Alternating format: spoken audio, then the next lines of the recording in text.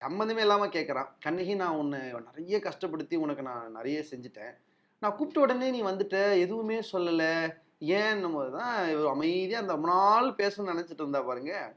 மொத்தமா சேர்த்து வச்சு நங்குன்னு கொட்டுறா மாதிரி பேசுறா கோவலன பார்த்து. ரொம்ப புடிச்ச பாட்டு எனக்கு. "போற்றா ஒழுக்கம் புரிந்தீர் ஆயினும்." அவன் என்ன சொல்றான்? "நீ பண்ணது எதுவுமே நல்ல விஷயம் இல்லடா. போற்றா ஒழுக்கம்ங்கிறான். ச்சீ இதெல்லாம் ஒரு வேலையா நீ பண்ணியிருக்கிறதுன்னு ஊர் மக்கள் கேவலமா பேசுற விஷயத்த தான் நீ செஞ்சுட்டு வந்திருக்கிற.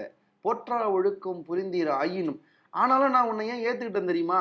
நீ கட்டிய கணவன், கல்லானானும் அதெல்லாம் கிடையாது. அதுதான் கண்ணகி நிக்கிற இடம். அவ சொல்றா, "மாற்றா உள்ளத்து வாழ்க்கையன் ஆதலால் ஏற்று எழுந்தனன் நான்" அப்படிங்கிறா. அதாவது நீ வந்து நான் இல்லனா மாதவின்னு அந்த தெருவுக்கு போவ. மாதவி கிட்ட பிரச்சனைனா நானு என் தெருவுக்கு என் வீட்டுக்கு வருவேன். உன்ன மாதிரி மனசுல இவ ஒண்ணு, அவ ஒண்ணுன்னு வச்சுக்கிறவ இல்ல. என்னைக்கும் நீதான்னு உன்ன நேசிச்ச.